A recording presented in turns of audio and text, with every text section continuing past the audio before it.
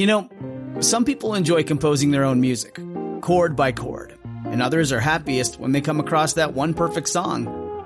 Work is not a lot different than that.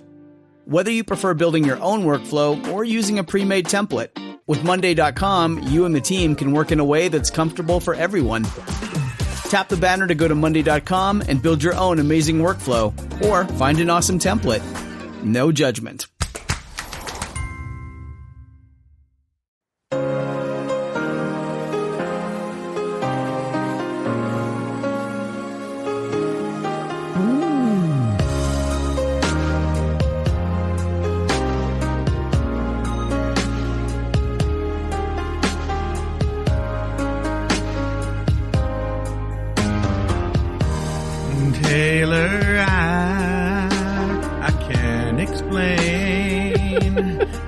Like just yesterday,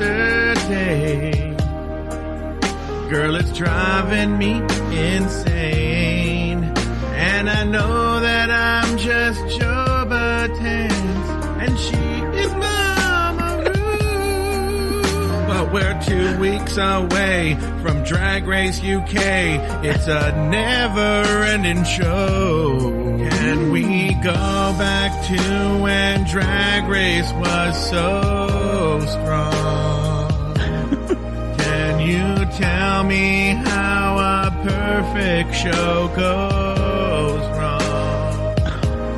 Can somebody tell RuPaul to slow things down? We don't want to be mean. Oh God, another season. We're now up to 13.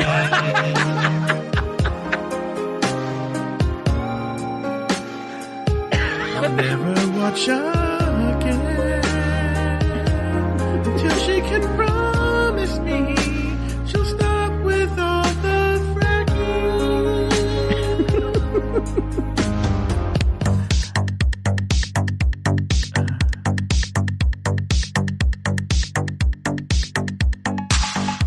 Welcome to the RuPaul's Drag Race Recap Show for Season 13, Episode 1, titled The Pork Chop. My name is Joe Betance, and I am joined, as always, by our very own Pork Chop.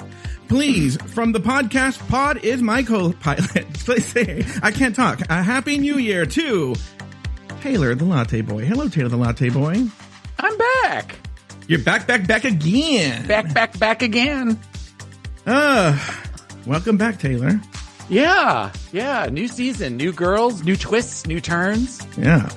By the way, new emotional manipulations. I know. Oh, I know. I have. Believe it or not, for not much really happening this episode. I have a lot to say about it. I hope you do too. It was a weird. I remember thinking through all of this. What am I going to talk? Like, I have very few notes. I just kind of wrote down who I thought won the lip sync. Sometimes that matches up and sometimes it doesn't. Yeah. But I am definitely, I am excited after watching the first episode. I am excited for the season.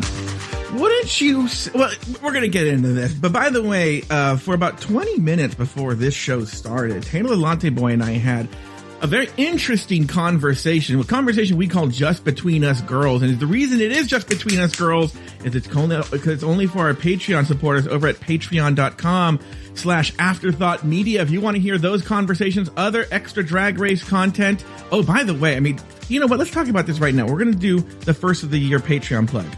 I've been on vacation for 2 months almost, but I had 2 months of hiatus shows. Have you listened to any of these hiatus shows, Taylor? I will.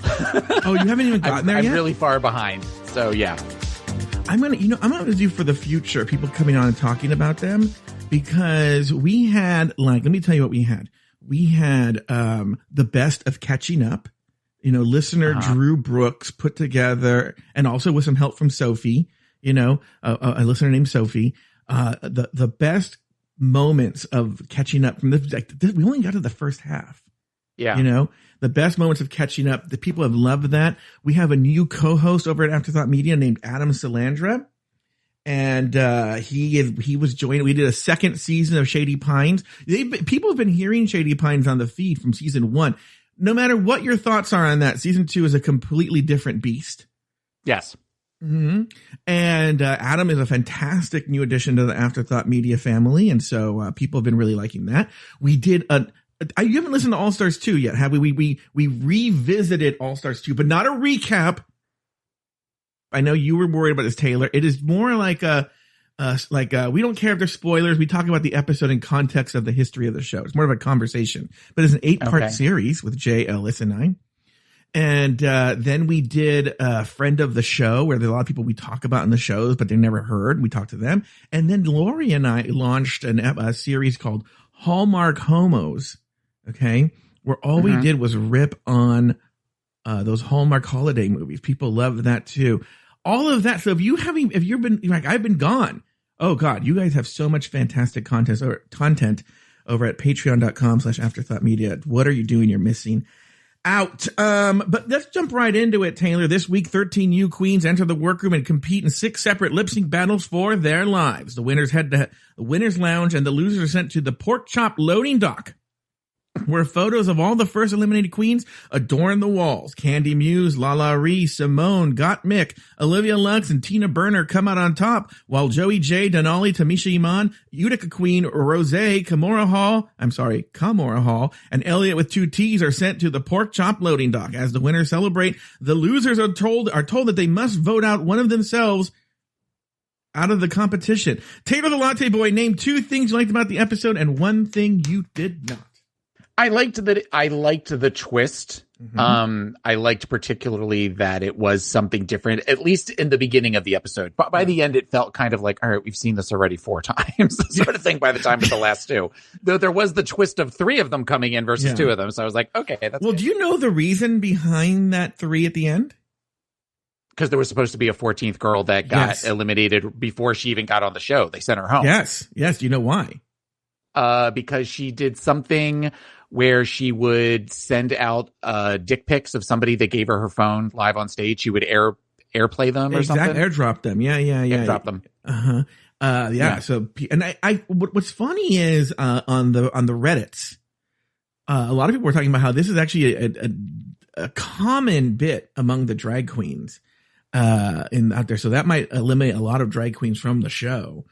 Well, and I think that given last year's Sherry Pie debacle, I think they were trying to stop something before it got out of hand. But I mean, drag queens aren't known for being chaste and singing, on eagle's wings when they're, when they're performing. It's supposed to be kind of a little dirty and subversive and all of that sort of stuff. So I hope that in the future, that doesn't mean that the queens that we get are watered down. Yeah.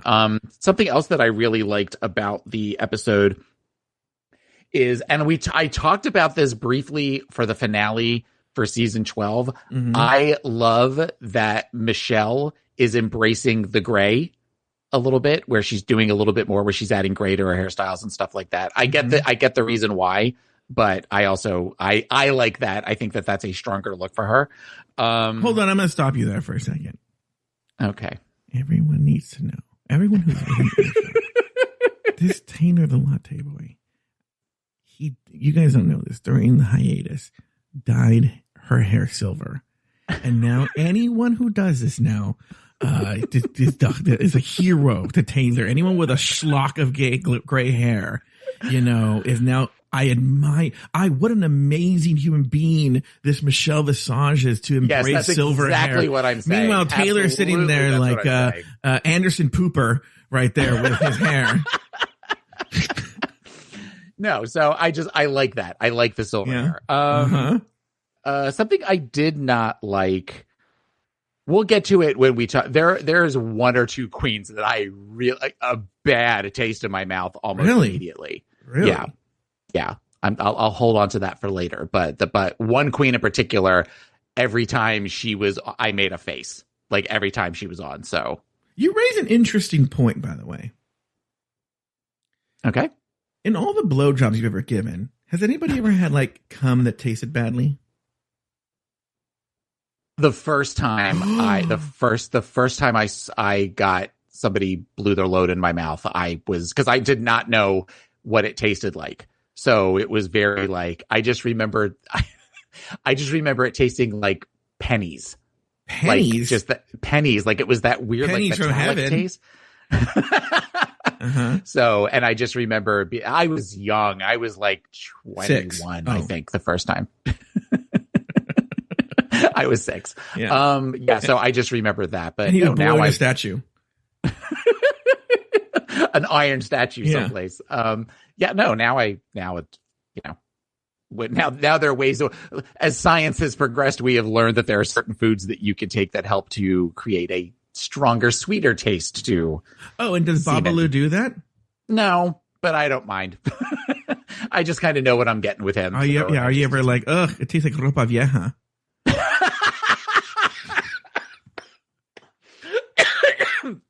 No, but thank you for that. The next time that he nuts in my mouth, that's going to be your voice is going to be in my head. Do you ever, which is terrifying. Do you ever Baba blow in his mouth? No. Oh, no, he really? doesn't like that. He doesn't like that. Whereas I have absolutely no problem. I have no problem with it. I swallow. Yeah. Here's the weird thing. I think I talked about this on shows before. If it's from the source into my mouth, love. But it can't touch another object in between. Like if it's on a plate, no. Spoon, no. Old boot, no. Right? What? Who's coming on plates and then handing it to you?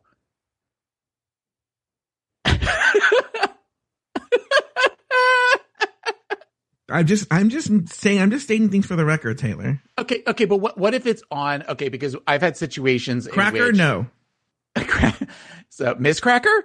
Oh, Miss Cracker, okay, but yeah, not no. Like, okay, so has there ever been a time in which maybe you're with somebody and they come, but it's like they come on themselves? Oh, and then that's you lick fine. it off? Yeah, that's fine. It's something organic. Yeah. That's fine. Yes. So it has to be on something carbon based in order for you. Yeah.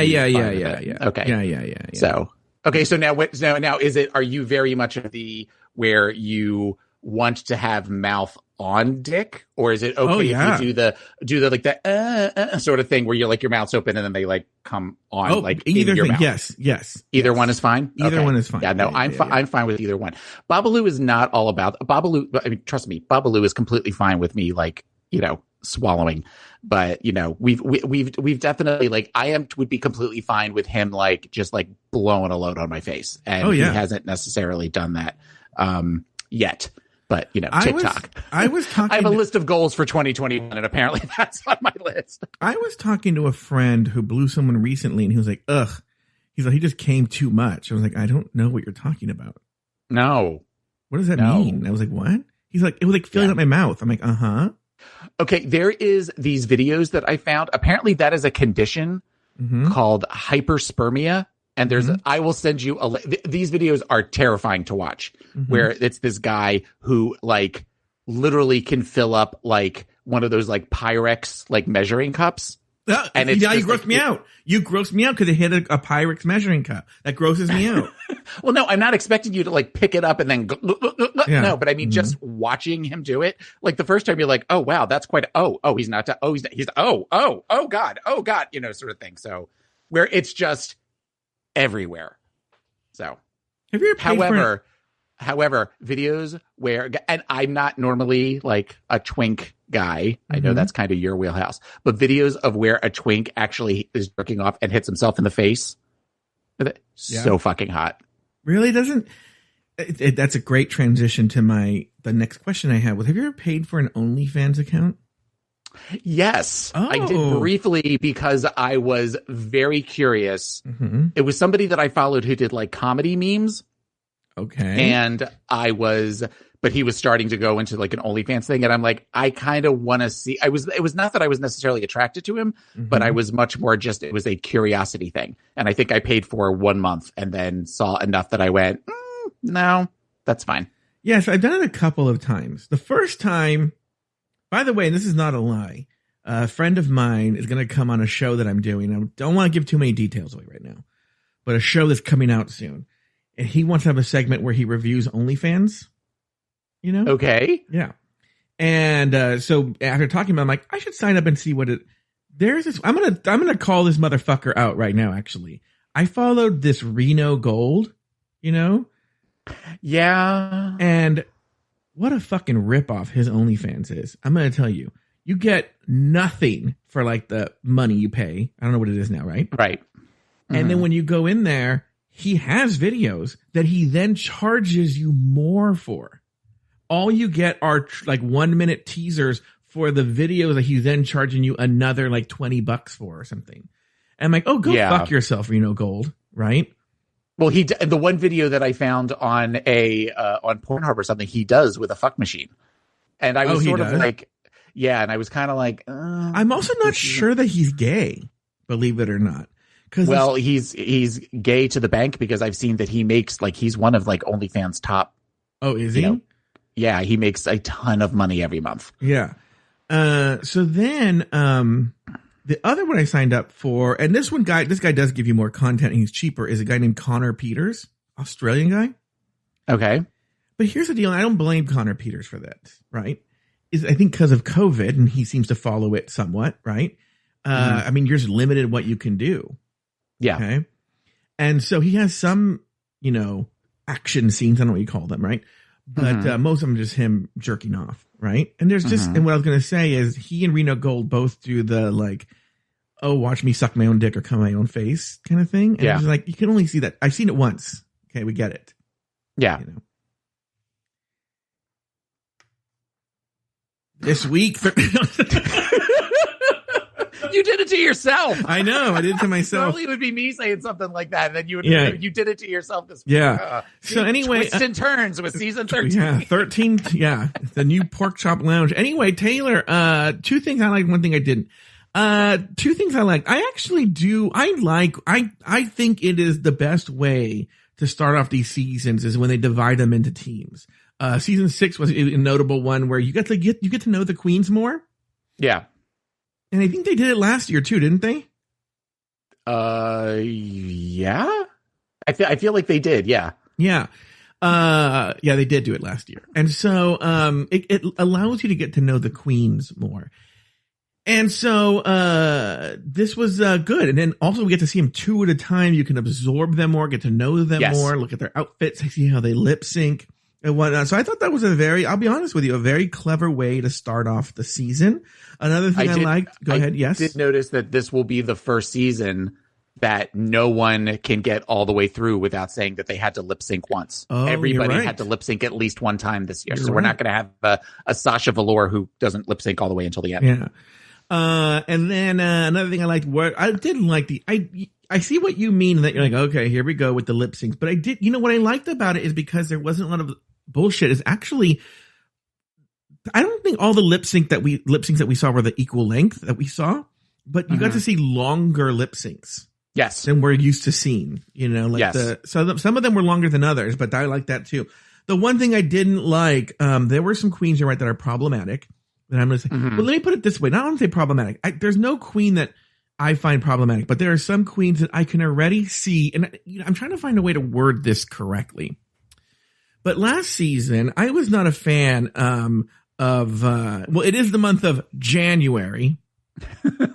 And I was not a fan of this Jan, mostly because, by the way, I was a fan of her as a boy. Man, what a motherfucking chef's kiss hotness, right? But just as a person, I wanted to fucking throw her out a window. Okay. Oh, Jesus. Okay. Yeah. And with all her jantasy and stuff like that, I wanted to commit Janslaughter. So, how long did you workshop that one? No, half a second right now in my head. So anyway, but then do you remember when she got eliminated? All these pressed white twinks, right? That were so upset that she was eliminated. Meanwhile, she went when she should have gone home. Yeah. Honestly, the one thing I will say about Jan, not to rehash last season, she did get fucked over in the Madonna challenge.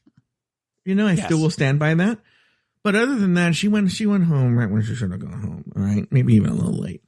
But remember that all because she was a white twink, all like the basic white gays got super, super pissed. They get super pissed when anything happens to a basic white gay. There are a number of queens on here that I can already see when and if they're eliminated, people are going to lose their goddamn minds. Oh, I can think of one immediately. One immediately came to mind as you were saying that.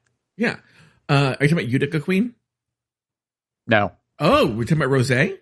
No. Oh, I know who you're talking about. Who am I talking about? Denali. No. Oh, really? Look how many basic white gays are on this season. Okay, we'll have to discuss this when we get to them because I have a lot to say about each of the ones you're talking about. And so you can reveal when we get to them. But I actually think my theory is I really don't know, if she does not win the whole thing, we'll say, right? Mm-hmm. Utica Queen fan, they're gonna, because she's so quirky and like, oh, I'm quirky that like, I don't know if she's a Thorgy Thor or if she's a Katya. We'll find out, but I get more Thorgy than Katya. I get more like Thorgy, just like, if Thorgy and Olive Oil had a baby, like that's kind of what I get as far as from her. Okay. Yeah. All right. Well, very good. So those are things I didn't like. So let's jump right into the season here.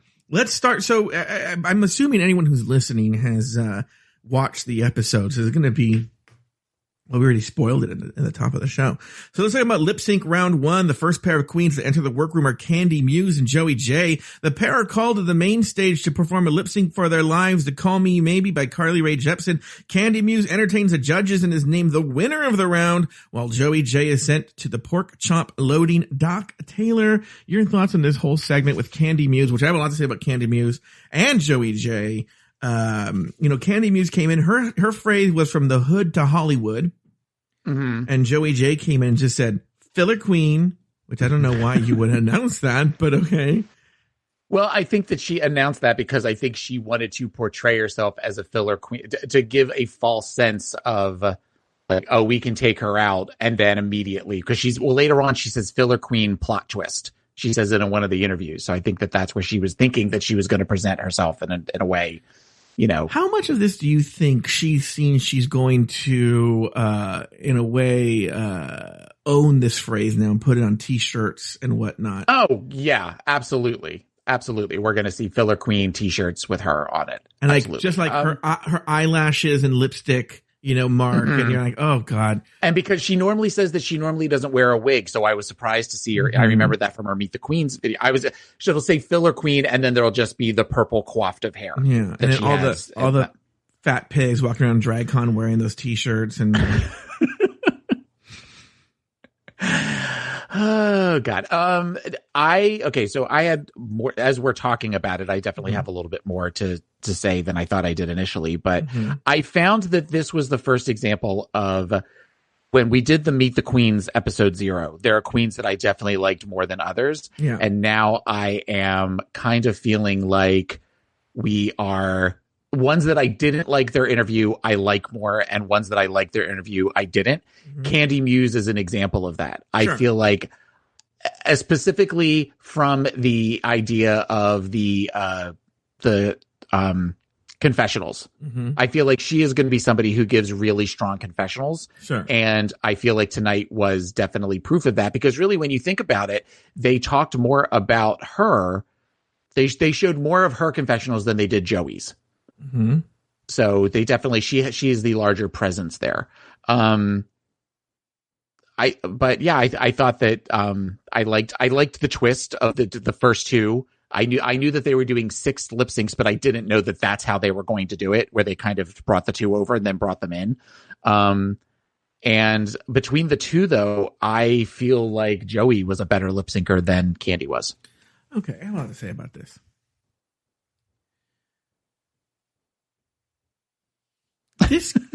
I said this on the Meet the Queens. I'm going to say it again.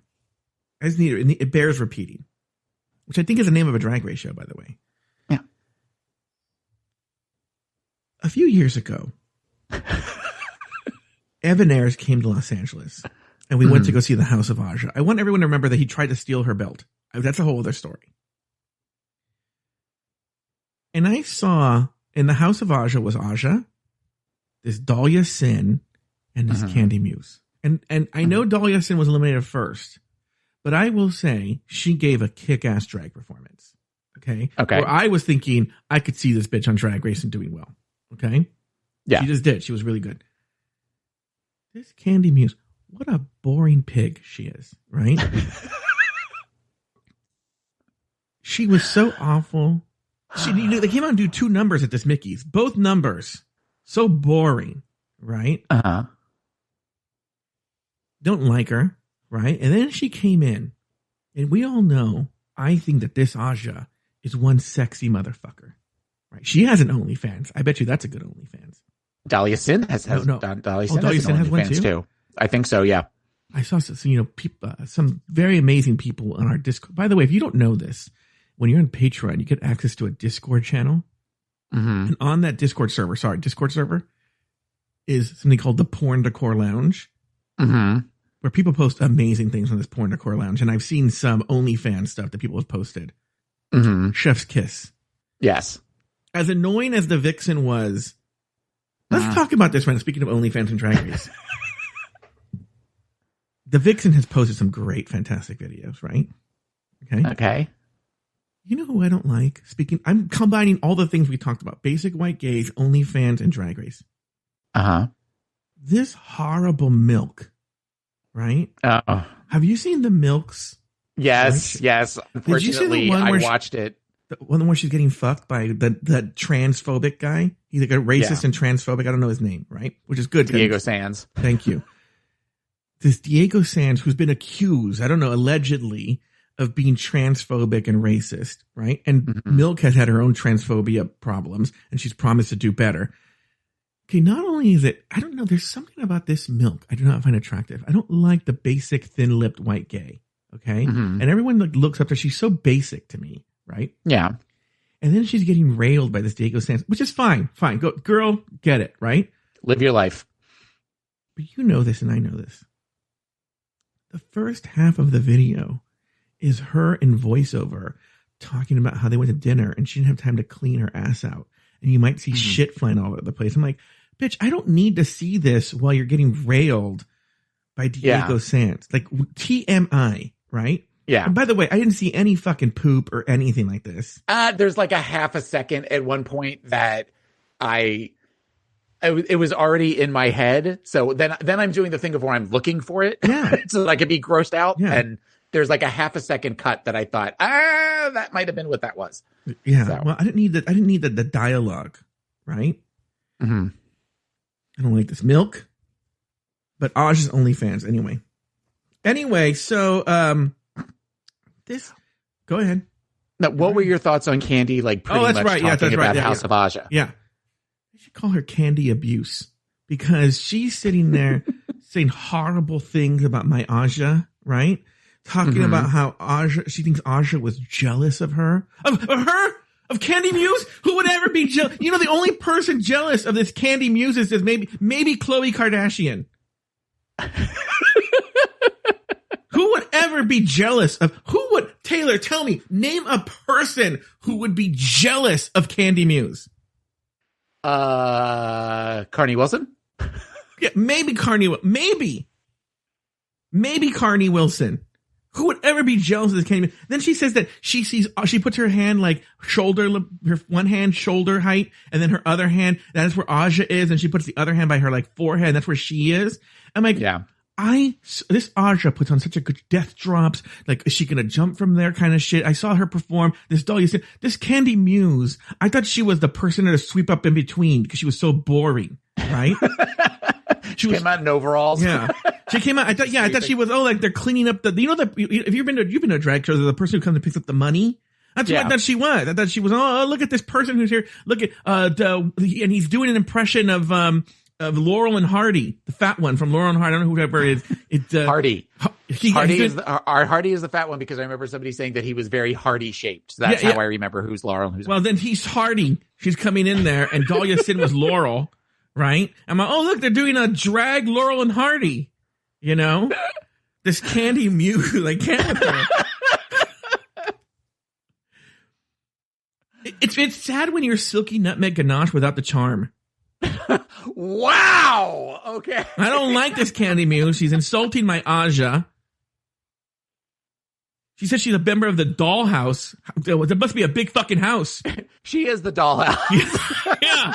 What doll is it? King Kong Bundy? We're going to call her You're going to get so many letters. I'm a King Kong Bundy Muse is what I'm going to call her. Queen Kong Bundy Muse is what I'm going to call her. Oh, I didn't like her. She was annoying, opening her big mouth. I don't like her. Right? Anyway. So what did you think of Joey J? Well, she was just annoying with this filler queen.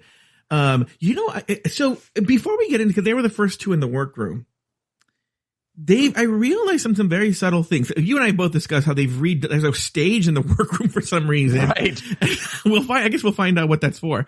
And then, there's a couch set, like a whole sectional, which is good. Yeah. You know? And, but what I've noticed, they must have moved the studio because there aren't as many like pillars. Remember there used to be those big pillars? Yes. There's maybe only a few hidden ones. They have much more room to run around in the workroom and more space. But here's my question. Like, here's the deal. I really do believe, that these girls were genuinely surprised. Because as a reality show, why would you want to lose that? You can actually that would be such great television to capture the actual shock on their face that's what they're there for. Right? So I don't have any conspiracy theory here. Okay. Okay. But I find it odd because I do think the bit with the boombox was so clever. Okay. Where she was starting the song and ending the song on the boombox. But how would she know to bring, like, that's so weird. Like, how did she, like, in the moment and the nerves know to do that, to bring that? It's like, that's so strange. Like, again, I'm not alleging it. I really do think they wanted the surprise. So I will actually give Candy that was very clever of her to do that. Well, but you will notice that later on, one of the queens brings in a little purse and she has hers as well. Okay. Yeah. So it might be where they just said, bring everything you got, bring everything on you. Yeah. Take it with you and then she just thought enough to go, I'm going to hit play. I'm going to hit stop. So I will give her that one because they comment later on. Mm-hmm. I forget which queen it was, but she had a little tiny purse and Michelle asked her a question along the lines of, so you're carrying all of your makeup and everything in your purse? And she said yes. Okay. So now going to Joey J, I have a friend who has gone on to do great things. Okay. Mm-hmm. She's a wonderful person. She does great things. You can see her. She's like one of those talking heads on like CNN and Fox and stuff like that, talking about government and the law and stuff like that. But I remember in college her telling me something, which it's been something I've tried to some degree live up to, which is what she does is she tells people how great she is. And then it's her responsibility to live up to that. Okay. And so I think the opposite is also true as well, that if you talk shit on yourself, I think maybe Joey J thinks she's setting the bar low for her to exceed it. But like she calls herself a filler queen. She says she's the dumbest bitch you'll ever meet. She describes herself as basic. And I feel that people treat you the way you treat yourself. So if she treats herself like that, people are going to see her as filler queen and basic and the dumbest bitch you'll ever meet. Right. And so we teach people how to talk to us. We teach people how to talk to us. You're right. That's exactly it. Like Candy Muse taught me to never talk to her. So,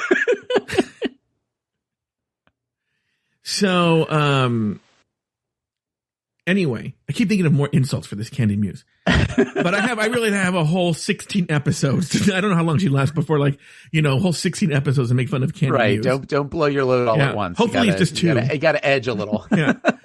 So, anyway, but Joey J at this stage, beyond I'm like, bitch, why are you doing yourself? Oh, you know what I will say? There was something about her. And so listen to the words I'm saying. I am not comparing her to this queen. Okay. What I am saying is there is something about the way she physically, because Joey J, if you remember from Meet the Queens, famously doesn't wear wigs. However, she's wearing a wig in this episode. Right. And with her wig and the feathers and the way her face is beat and everything like that. And also the energy she was giving me, it was just really reminding me of Pandora Box. I got a lot of Pandora Box from her. Which is okay. I got something similar but different. Well, yeah, what is that? I got Brooklyn Heights. Oh, interesting. She looked very much like Brooklyn Heights to me, with the infamous the night she lip synced against Evie. Mm-hmm. Like that was sort of the look that I got from her as far as her face and everything. Oh, so not so much personality, but definitely look. Very, very interesting. Which you just reminded me of something with going back to Candy Nutmeg Ganache, is that she comes in with this energy, right? Uh-huh. And it's just like, I'm gonna fucking be this, I'm gonna fucking right? And I'm like, if you're I'm not saying that there isn't a place for that kind of queen. There is, but when have you ever seen a queen like that do well on this show? Now, hear me out. Is I think Aja was going for a Vanjie energy, but I feel it veered closer to Silky first entrance, where she's a little much. Because the one thing I'll say about Vanjie is she has that voice and that gruff exterior and saying random shit. But I will say there is a humility about Vanjie, and also she's self-effacing, Yes. Which I think brings charm to that sort of gruff personality, where I didn't get that sense from Candy. No, I definitely got more Silky than Vanjie with her. And but I also feel like the confessionals are going to be why they keep her around. If she can start to do some funny, because she is so much in your face that I feel like, if she could be the one with the arc of the humility arc, of where they teach her to, not be so loud and boisterous. There's other ones that are coming later on that I feel like there's no helping them. But as far as with her, I feel like they're coming in where there is almost, she's the worst parts of Silky and Britta with the confidence and the, look at me kind of thing. Yeah. But then doesn't necessarily have the chops to show, like that her lip sync against Joey to me was very subpar. I was expecting her to do a death drop or to do something. Yeah. Other than the turning the stereo on and off, there wasn't really anything that to me stood out as memorable. Well, if I'm not, let's get to the lip sync. You're right. When I was watching this, and I'll be honest with you, I'm going to tip my hand a little bit. With maybe a couple of exceptions, for the most part, all the lip sync seemed like they could go either way, at least the way they were edited. And in this one, I was almost even notably offended by the fact that she did that Monet fake out with the death drop, even doing the sign of the cross and everything like that. And you might say she's making a reference to that, but bitch, it's too early to do that. And I felt it's so early that we don't know you well enough that it seemed like you were copying the bit, Yeah. So I agree with you. I felt Joey J delivered a better lip sync. What I will say, and this is, when we're going to get into production here, I think that for the most part, the teams were already decided. Yes, I definitely got that feeling of where they knew how they wanted to match up. Because I also feel like some of the winners of the lip sync went to the losers lounge, because they can't have it where if they're going to have them play against teams that they're top heavy with all of the winners in one and all of the losers, where there are ones that could have actually been the winners, but they called it for the other person. So it's actually a mixture. Well, I think that there's one in particular that we'll talk to that they tipped their hand early on that they were going to send her to the pork chop lounge. That they were sending, I don't know if they were sending a message, but it was something they were doing. It was intentional. Anything else to say about Joey J and Candy Muse? No, let's move on to the next. Let's move on to the next one. The next two queens to enter are figure skater Denali and Atlanta performer Lala Ree. After some initial questions from the judges, the two compete in a lip sync to When I Grow Up by the Pussycat Dolls. Lala Ree is named the winner of this round, while Denali is sent to join Joey J in the pork chop loading dock. Taylor, your thoughts here on Denali and Lala Ree? I loved the energy coming off of Lala Ree. Okay. There was something I don't remember necessarily how much I liked her. I remember thinking she was kind of unpolished. I sort of remember thinking that with the Meet the Queens. And she definitely, there is still a need for a little more polish on her, but just the energy from her, I think that she looked beautiful, and the lip sync was much more interesting than Denali's. Denali was making me nervous with the ice skates, with the way she was doing kicks and stuff. I mean, she could have really hurt Lala Ree. I think I read that she had guards on it. That she had some sort of like guards. That's still a piece of metal that she's flinging around. And I almost feel like this whipping the ponytail around was a way to try to hit Lala Ree. Like, really? I just feel like she was almost weaponized, but I'm just not necessarily, I wasn't a fan of Denali, and she's definitely one that, I see why they sent her to the Pork Chop Lounge. Well, as you predicted, Taylor, she did not stop fucking talking about how she was an ice skater. Yes. Which, this is a weird, interesting thing, because I think I think we are in some sort of anniversary about Princess Diana's death. We just passed it. Didn't we? No, that's in July. I think you're in July. But anyway, I remember it's come up recently. I don't know why, right? And the night I met Princess Diana, I'm sorry, what? I was hanging out with Princess Diana, the Johnny Versace, and Elton John, and boy, did we have a laugh. Anyway, we went to see a fortune teller, and she said, "Only 2 of you are going to live." And we were like, "What? I don't know what that's talking about." Anyway, so then the night Princess Diana died, I distinctly remember this. I went out to the Abbey. Now, at this stage, for the people who know West Hollywood, the Abbey, at this time, the Abbey was just a coffee house. It didn't used to be a bar. It was a coffee house that was next door to like a statue place that sold statues, right? Okay. And fountains. And it was this coffee house. So when you were under 21, it was a place that all the young gays could eat. Well, you did one of two things. If you were under 21, that's where you just went. Right. But if you were over 21, it was an easy place. Like, oh, let's all meet at the Abbey and then we'll go bar hopping in West Hollywood. Right. So, the night Princess Diana died, I wasn't 21. I was going to say, and now it makes you sad that it's not a coffee house, because it would be an easy place for you to find guys under 21. I don't know what you're talking about, Taylor. I'm taken. Anyway, by a person who wasn't born when this happened. And,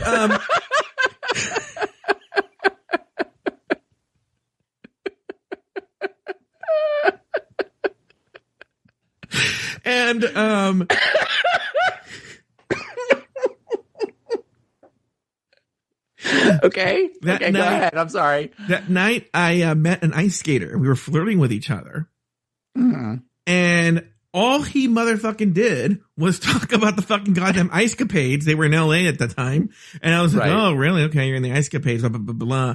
And then, we left, not me and him, my friends and I, we left, and we turned on the radio, and it's when they had like Princess Diana dead, And, have you seen that video that's going around Reddit, this past week? Maybe that's why I was thinking about it, where it's a bunch of, I don't know why they're filming themselves, a bunch of gay guys in an apartment in that time, they're probably about early 30s. And they have the TV on and they reported she's been in an accident, but that she's alive. And so they're like, kind of jokingly playing like Uno or something. And then they announced that she died, and they fucking lose their shit.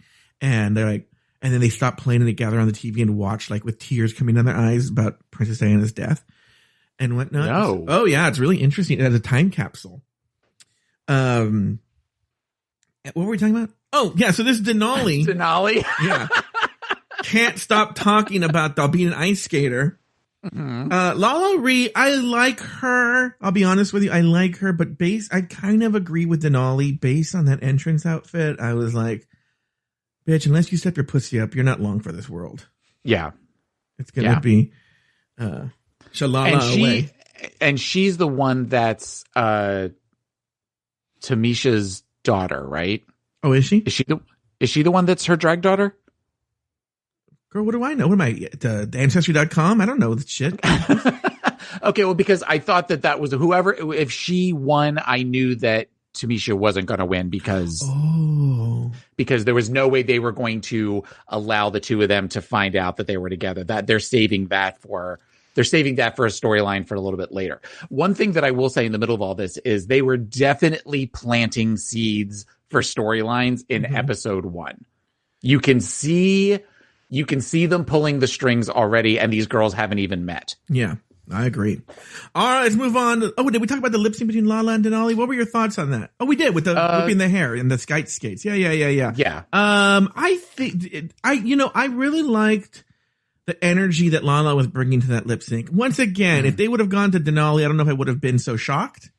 But I did like the energy that Lala was giving. All right, next, Polaroid-clad Simone and cancer survivor Tamisha Iman enter the workroom. On the main stage, Simone enchants the judges, and Tamisha talks about overcoming stage 3 colon cancer.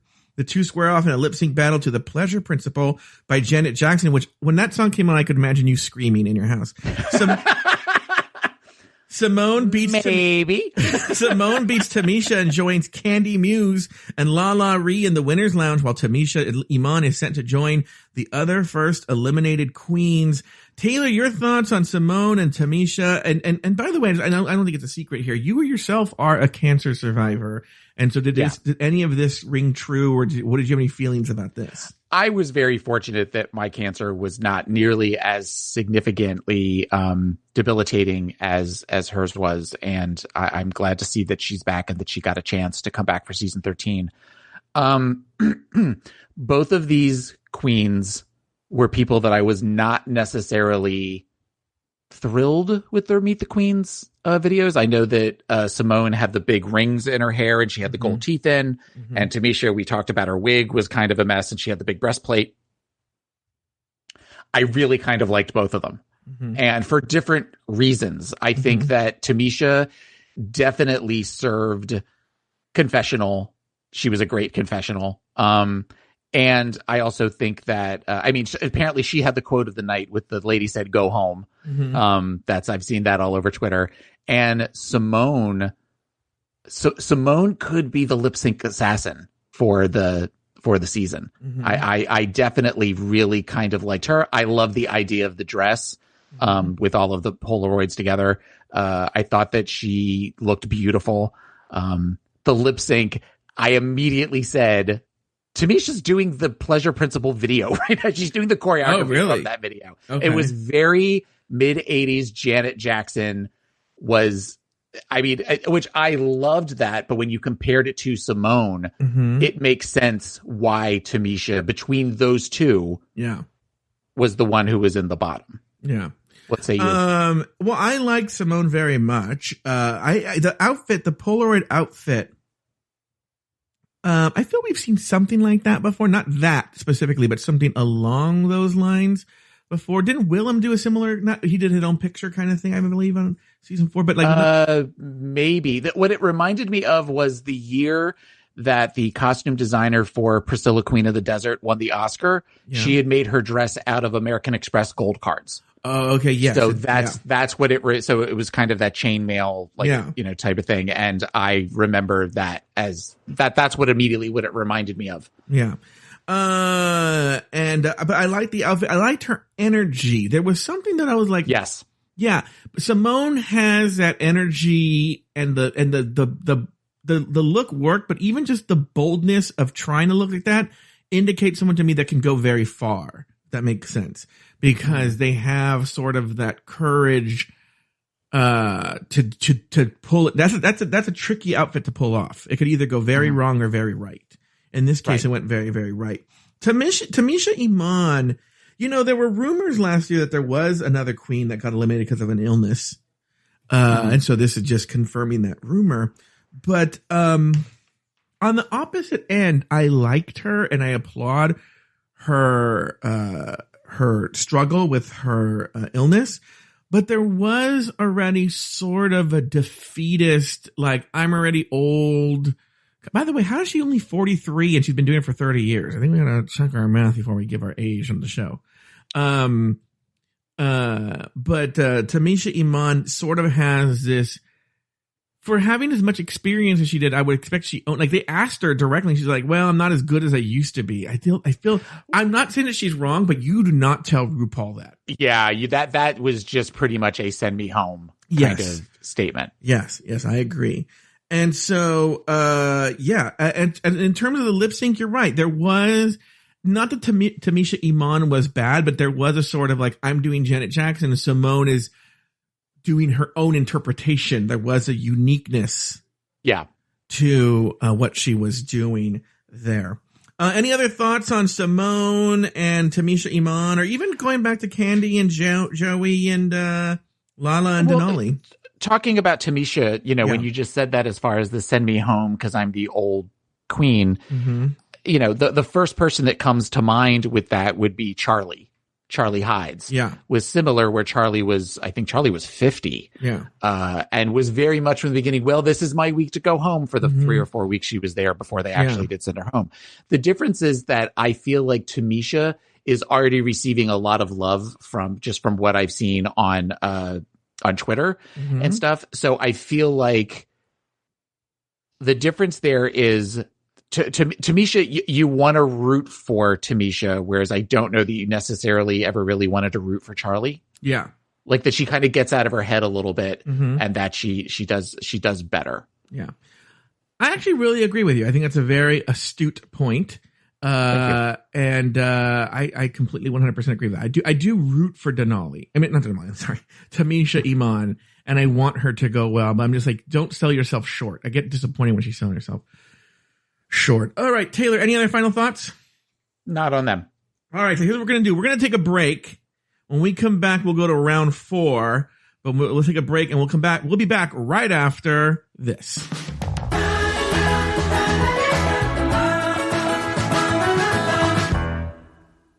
This is Amy Poehler. My new movie, Disney and Pixar's Inside Out 2, is coming to theaters June 14th, and it's making me feel joy and sadness and anger, definitely some disgust, and I think a little fear. But I'm also feeling these new emotions like anxiety, embarrassment, envy, and ennui. It's what you call the boredom. Okay, that one was weird. It's going to be the feel everything movie of the summer. Disney and Pixar's Inside Out 2. Rated PG. Parental guidance suggested. Only in theaters June 14th. Get tickets now. Everyone knows therapy is great for solving problems, but getting therapy has its own problems too, like finding the right therapist, fitting into their schedule, and of course, the cost. Well, BetterHelp can solve those problems. It's totally online and built around your schedule. It's surprisingly affordable too. Connect with a credentialed therapist by phone, video, or online chat, all from the comfort of your home. Visit BetterHelp.com to learn more and save 10% on your first month. That's BetterHelp, H-E-L-P.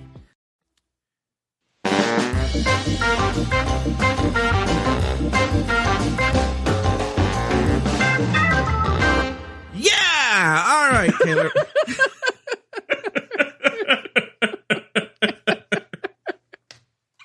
I will occasionally do that to my husband, where I'll say, and that makes him laugh every time I do that. So thank you for reminding me. I don't know. When I actually have an orgasm later today, that's what I'm going to do right as I come. I don't know why. It makes me laugh too. Me to be like, yeah! I don't know why. It just, it makes me laugh. Taylor, before we go to round 4 here, Taylor and I we've had some conversations over during my vacation. Taylor and I do talk as much to his chagrin, off of the air. And, one of the things I talked about is I've sort of gotten a new lease on not life, but on this podcast. And I've made some decisions. Yeah. Raspberries. I've made some decisions about, not necessarily the show, but my approach to the show. And there was a time when, I think especially when I started to feel the heat that there were a lot of other competing podcasts that I wanted the show to be everything. And I felt in those moments, the show was just okay at being everything. And I've decided just to be good at what we're good at, which is having fun with this motherfucking show. And we're essentially a comedy podcast about RuPaul's Drag Race. And actually sort of the benefits of the competition is that if you, like, in other words, let's take Race Chasers. On Race Chaser, they have access to the queens to some extent. Right. And so, even if they can't, like, for instance, World of Wonder now has been doing a thing where they have a moratorium on the current queens going on any show that isn't a World of Wonder show. But they can talk to them behind, you know what I'm saying? They get the tea behind the scenes. So there's no way we're going to ever beat Race Chaser on the tea. Okay. Right. And there are shows that do better at like, oh, the dress that Tamisha Iman is wearing is reminiscent of Dieter Ritz in season, and you're like, okay, well, I'm not going to beat that either. So the best that we can be is, two hosts who are, one host who's very funny and another person. And we talk about, I'm the other person. You're the one that's funny. Yeah, absolutely. That's exactly where I was thinking. Yeah. And just like, just have motherfucking fun with this show. So let me tell you this. We're going to get shit wrong. Okay. Yeah. We're going to get shit wrong. Trust me. Let me tell everybody this. Cause this is not a plug for Patreon, but people on Patreon know this, on Discord know this. If I get one motherfucking word wrong about anything that happened on this fucking show, this Nami Harder will be posting immediately on the Discord. I will be, in other words, if you're listening at home and go, Joe's wrong, like Denali is not white. Denali is Mexican and Jewish, right? Right. I have such a good joke on that one, by the way.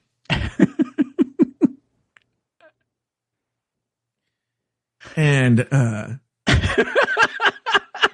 it is such a good joke. I can watch the wheels. I'm watching do I say the joke or do I save the joke or what do I do? Yes, no, that's it is. I will tell after the show because I don't want to get letters. Right. Right. I don't want to get letters. Right.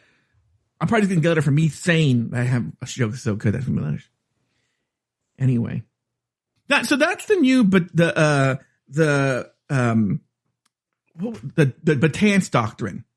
The Betance doctrine is official now. We're just going to have motherfucking fun with this show and make fun of RuPaul and make fun of the people on this show. And if you hear me and I say something wrong, I promise Nami Harder has already. Let me tell you this. Nami Harder lives. GIF of the cat where they take the hands on the keyboard and just. That's Nami. Let me tell you how fast. How fast Nami is. He's in Australia, so he's like so many hours ahead. He's already messaged me about what I got wrong. All right. Before I even started the show, I got a note that says and he's not here. Yeah, he's not even here.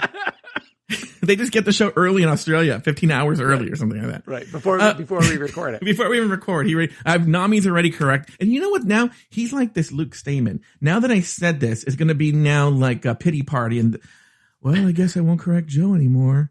I guess I'm not appreciated when I just try and, put facts out there. I'm like, oh God, here we go. On this new Betance doctrine, I don't give a shit. Have the pity party that you want. Invite Luke.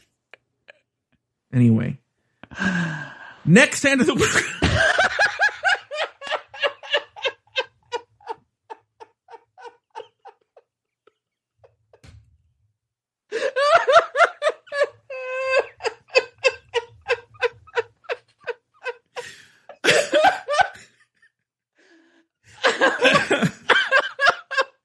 Next end of the workroom are makeup artist Gottmik and Utica Queen. Oh, wait, I don't want to. This is a very clever line. Next to enter the workroom are makeup artist Gottmik and Utica Queen. In this round, the song is Rumors by Lindsay Lohan. Utica Queen's wackiness isn't enough to beat Gottmik, and she is sent to join the other losers. Taylor Latte Boy, your thoughts? I assume Gottmik is your trade of the season. Joe Betance's? Joe Betance's. No. As a boy? Very cute, but no, I'll be honest with you. There is no, maybe the closest is Denali, but there's no trade of the season for Joe Betance this year. And Denali's kind of. Okay. Maybe. All right. I loved the face. I loved everything about Gottmik's look, which then you have on the other side of the spectrum. I couldn't stand Utica. Utica's was just messy and chaotic, but I also kind of get that is sort of what we're going to get with Utica. I feel like it is going to be that messy, chaotic, a lot going on, kind of the, actual physical personification of ADD kind of thing. That's sort of what I get from her. She wasn't necessarily my favorite, but I wasn't necessarily thrilled with Gottmik's lip sync either. I thought they were both, it was kind of sort of one of the subpar lip syncs. So not my favorite. Here's the thing. I agree with you. Gottmik even says she's not a lip sync assassin. He says it on the stage. Her look is fantastic. And I think Gottmik, if RuPaul's Drag Race, I want to live in a world where I hope that RuPaul's Drag Race put Gottmik on the show based on his merits. Okay. Yes, I get what Even though I will say, I do want to stand corrected here. I did learn post Meet the Queens that Gottmik in drag prefers female pronouns. Okay. So we'll use female pronouns for that. So that Gottmik, as a drag queen, was accepted onto the show based on her merits. Okay. Mm-hmm. And from what I've seen with the makeup and the looks and everything, I think she more than, she exceeds expectations. But in terms of the lip sync, it could have gone either way for me. Both lip syncs I thought were lackluster. Yes. And yes. I almost wonder, and I hope this is not the case, that Gottmik just won just because, like I told you, I don't think this is limited to Gottmik, is that I feel that production had a storyline. They were going to put certain queens in the winner's pile and the certain queens in the loser pile. And that was it. That was kind of predetermined. And I think Gottmik, it was predetermined for whatever reason that she would be placed in the winner pile. But it could have gone either way. If they would have put, Utica Queen in there. But the thing is, we don't know what's going to happen, wink, wink, with the losers. Mm-hmm. But I imagine the show, knowing what a groundbreaking event this is to have Gottmik on the show, is going to put Gottmik in jeopardy so early on, just from a production standpoint. Because imagine, like, right now, as the storyline goes, these queens are, well, one of them's gone, based on the storyline. Yeah. And the uproar that would be in the gay media if Gottmik was even at threat of going home after being such a groundbreaking person. I'm sure they were like, yeah, Gottmik. And look, there's a person who I think had to go into the loser's pile as well, which I don't think we've gotten to yet. And that was just the case. I don't know if you agree with that or disagree with that. I'm trying to say it in a way that's sensitive, to not say that, I don't believe Gottmik is only there because he is a trans male. Just like, for instance, for those of you who don't follow Dragula season 3, spoiler alert, I don't know if you followed Dragula, but season 3 was won by a drag king. And everyone who watched that season knew wholeheartedly that Landon Sider was very much miles ahead of everybody else and should have won, Yes, should have won. And so I think the same thing is true with Gottmik. I don't know how far Gottmik goes, but has proven that she as a drag queen should be there. And so, and we've even seen this already with, Joe's other favorite show, Camp Wanakiki, where they had a trans man. They've already had this already on a YouTube channel show, versus this. So, I mean, when you're saying that this is groundbreaking for RuPaul's Drag Race, not necessarily drag competition shows. Well, because let's be honest. The only people that watched this Camp Wanakiki were people who were forced to sit at a Hamburger Mary's. Okay. And it was on the TVs. Okay. It's like 34 people. So more people download this podcast and watch an episode of that Camp Wanakiki. Anyway, what are your thoughts on lip sync? It was mediocre. It was mediocre at best. Yeah. All right, let's move on to round 5. The next two queens to enter the competition are Jan's best friend, Rosé, and baby queen, Olivia Lux. After the judges' questions, the next two queens perform a lip sync to X's and O's by Elle King. Olivia Lux is the next winner, and Rosé confusedly walks off the main stage to join the other losers, at which point they all start to suspect that they won't all be permanently eliminated. Taylor the Latte Boy, your thoughts? This Olivia Lux. Yeah. I keep forgetting that she's part of the show until they keep showing her. When we saw the Meet the Queens, we watched the Meet the Queens, and then you brought up Olivia Lux, and I'm like, oh yeah, she was there. And then I forgot that she was part of this season until she showed up in the pink and yellow dress. That being said, I think she's got a lot of great energy. She does. I liked both of I liked Rosé and I liked Olivia Lux. There is definitely an energy to her that I like, but it is that baby queen kind of, you kind of see her sort of in over her head a little bit, but this also, I think, gave her the confidence to move forward in the competition.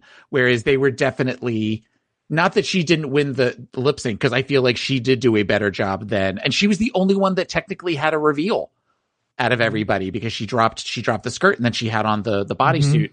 But I also feel like it was a way for them to fuck with Rosé, because Rosé is considered to be such a legend. Everybody seems to know who she is. Yeah. To fuck with her head a little bit, because she kind of walked in maybe thinking she was a little more confident. She has the Jantasy. Yes. And this was a way to screw with her a little bit. So that, especially what we see later on with the next competitor who wins, that there's already a rivalry there. Yeah. That they want to kind of, they want to spread that out a little bit. Yeah. I 100% agree. Rosé is the person I was talking about, where I said there was nothing Rosé could have done that she was going to go in that winner's circle.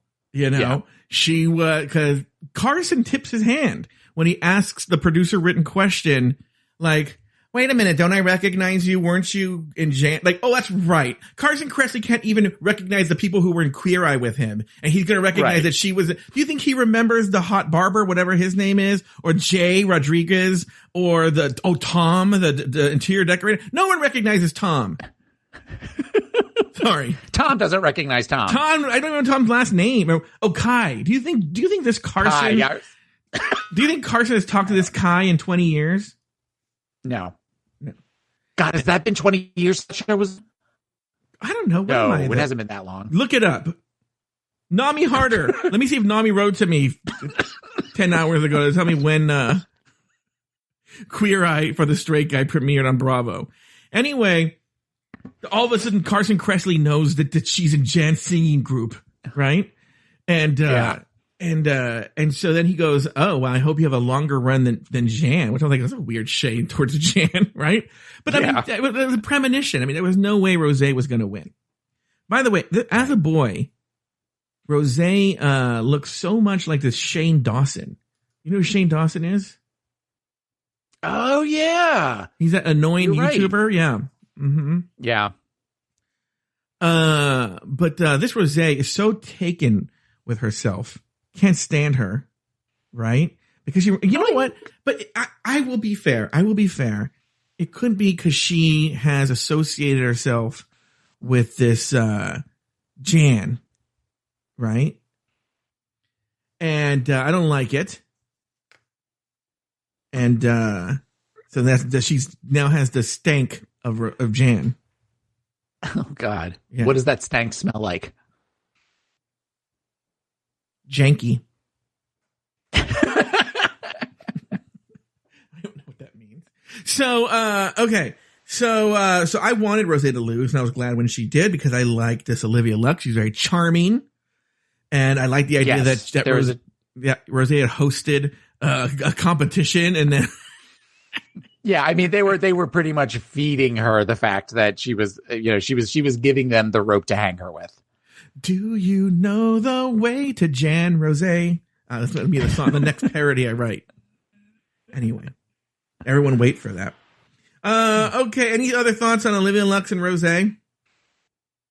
I feel like Olivia Lux, this was her win. Mm-hmm. I don't know how long she's going to be around. Yeah. I feel like she may be an early go home. By the way, one thing we haven't talked about this yet. When they come into this main stage at the beginning of the show, right? And she goes, "Oh my God, it's like a bank in here," and those plexiglass between them. Does anybody in their right mind think that's stopping the coronavirus? I think they are trying to show. They're trying to prove a point that they are showing, so that it can't come back and bite them. As far as that, they have them all sitting shoulder to shoulder, and I think that's probably why they're doing it. But I mean, it's okay. I also noticed, so I am assuming that they are not going to have guest hosts. No, they are. This season. No, they are. Oh, they are? Mm-hmm. Okay, because I didn't know if they were all in quarantine or if how that works. They have some big ones coming. Okay, because usually they announce that. They did announce some of them. Oh, okay. Well, then don't tell me who they are. I wouldn't be surprised. Mm-hmm. Golda Meir. Oh. Michelle Obama. Margaret Thatcher. Margaret Thatcher. Mm-hmm. Yeah, oh, there you go. Mm-hmm. By the way, 2 of the 3 dead, which is, I don't know why. Benazir Bhutto. Yeah, Benazir Bhutto's going to be there. And she's going to be, like, made up drag queen. Cause I don't want to say anyone's name because then they'll think I know something. Made up drag queen. You tried to impress Benazir, but instead you're getting the Bhutto. I'm sorry, my dear. Your time has come to an end. All right, the final 3 queens that enter the workroom are 39-year-old New York City costume comedy queen Tina Burner, Kamora, not Kimora Hall, and Las Vegas entertainer Elliot with 2 T's. The final lip sync number of the night is to Lady Marmalade by Christina Aguilera, Pink, Lil Kim, and Maya. Tina Burner makes the judges laugh with her comedic take on the song and is the last queen to be sent to the winner's lounge. Taylor, your thoughts on this final lip sync? This Tina Burner. Yeah.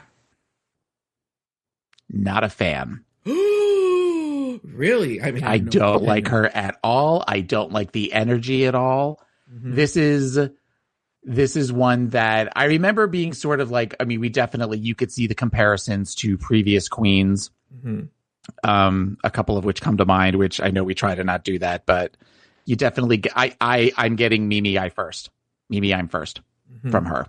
Mm-hmm. Just that I'm better than everybody else. I've got mm-hmm. the name. I have mm-hmm. all the different things. And mm-hmm. I am just where she's the shady queen. Mm-hmm. She's going to be the one that feels like she has to be shady. Mm-hmm. And I wasn't a big fan of hers. Mm-hmm. Kamora, I didn't like her when she came in. Mm-hmm. I loved the music they played for her because it was very 1970s when she walked in that Bob Mackie dress. Mm-hmm. But I feel like the 2 of them are going to be the troublemakers. Yeah. 2 of the troublemakers. Elliot with 2 T's. 1, really cute as a boy.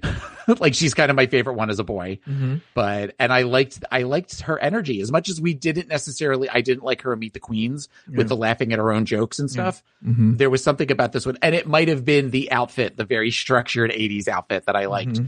but I definitely liked her the best of the 3. However, I think with the lip sync though, I think Kamora won the lip sync. Oh, I was surprised that Tina Burner won. I'm going to do that the whole season. Mm-hmm. Just going to start to call her Tina Turner. Because she went to the easy jokes. I thought Tina Burner went with the easy jokes with a lot of the stuff with the, like scratching her puss. And mm-hmm. she did a couple of other things that I'm like, okay, well that's, we're not even trying to be creative here. Mm-hmm. So not a fan. Let me tell you, this Elliot with 2 T's. Bugs with 2 G's. All right. I was so annoyed with her the whole time. Really? Ugh.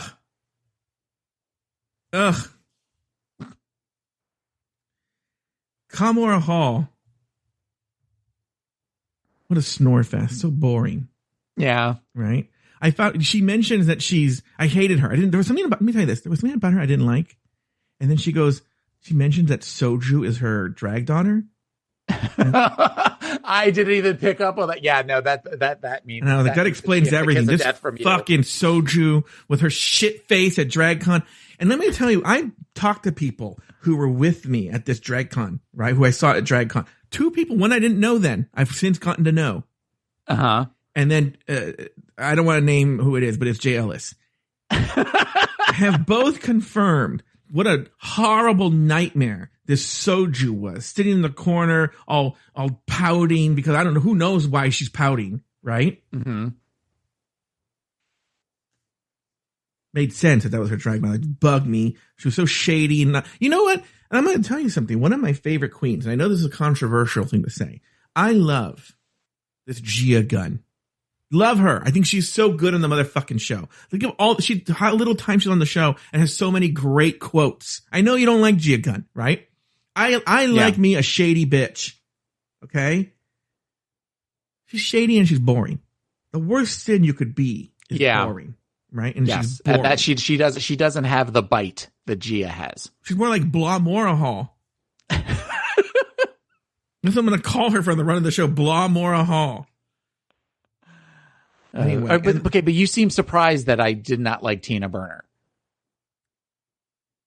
Cause she, you know what? I expected to really hate her, and she does bug. She, don't get me wrong, she bugs. This Tina Burner bugs. Okay. Did you know, by the way, I saw this on I don't know where I saw this, that she was like in a serious relationship with Graham Norton? She was like years ago? No. Yeah, she dated Graham Norton and moved in with him in England.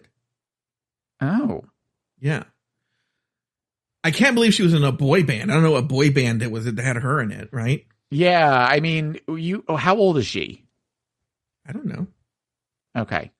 So she's 39, so that would have been about 20 years ago. So she would have been like the boy band craze was like the late 90s, early 2000s. But she's really tall. Yeah, she's kind of a beast of a queen.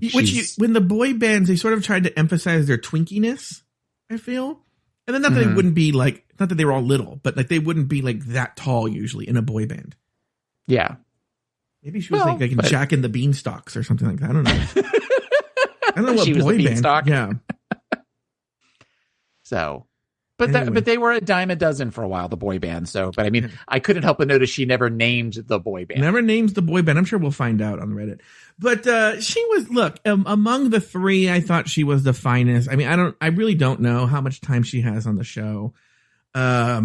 Which is strange because Rumor Mill Joe knows exactly how much time she has left on the show. But Joe Betance on the show, I don't know how long she has on the show, but of the three, I guess she was. I mean, look, you're talking about this horrible Candy Muse being kept around because she makes good TV. I think Tina Burner is the same thing. I don't think so at all. I think you don't think so? I feel like they could get more out of Candy Muse because the level of arrogance feels like we're trying really hard to kind of overcompensate. Whereas I feel like Tina Burner thinks she's the shit.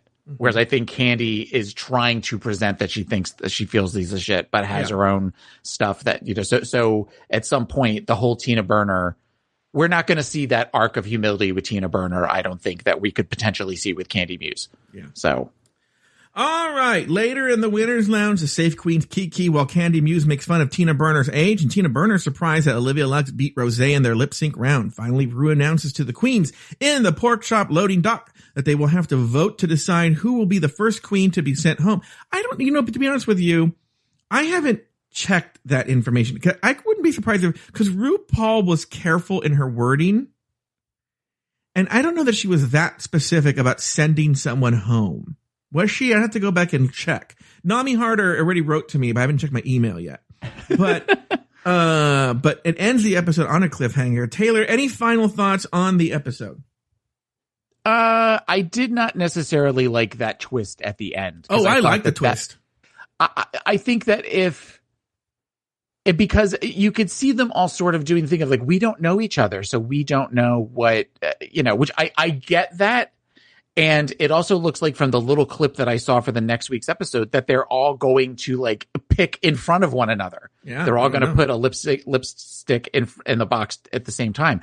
So I think it's trying to set up conflict between people that really have no conflict, which I also get. That's the point of this show, but give me a reason other than I voted for you.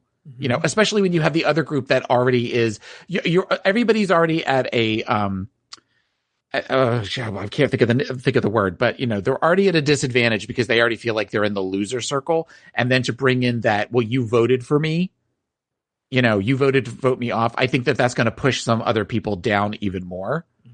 That I just don't like that from an emotional manipulation standpoint. Well, let me say this. I feel like, this phrase did not originate. It originated, I believe, on the show, but not on Believe with Me. Is that RuPaul's Drag Race is not a reality competition show. It's a reality show about a competition.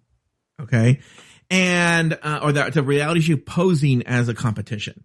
Okay, and so anytime I think RuPaul's Drag Race is at its best is when it brings in those reality show elements and keeps them on their toes. But that's just my thought. We'll see how it plays out. Time will only tell. But here's the thing, Taylor. we were all dreading season 13, but now we don't know what's going to, usually we're like, oh, now we know what's going to happen next week. And then we don't know what's going to happen next week. Oh, no. I mean, I can appreciate that on a level, but I felt, on a much, as a viewer, this was a roller coaster of an episode. Mm-hmm. So, I mean, there wasn't a lot of storyline per se, but like I said, I feel like they're setting up they're already planting seeds for potential storylines for some of the contestants.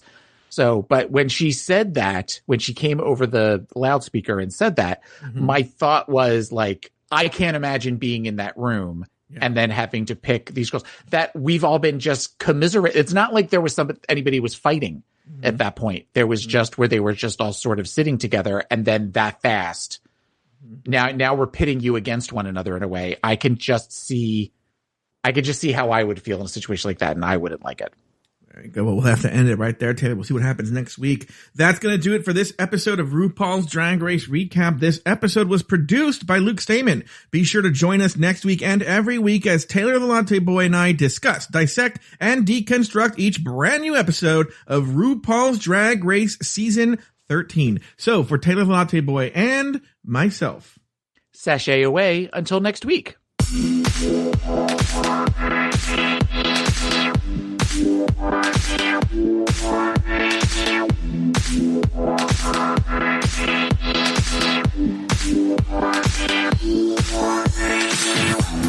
Thank you for listening to RuPaul's Drag Race Recap. Have something to say? Email us at dragracerecap@afterthought.media. For more Drag Race and LGBTQ content, support us over at Patreon at patreon.com/afterthoughtmedia. You can follow Taylor the Latte Boy on Instagram and Twitter at PIMCTaylor. Follow Joe Betance on Instagram at Joe Betance. That's JoeBetance. This episode was produced by Luke Stamen. Drag Race Recap is an Afterthought Media podcast.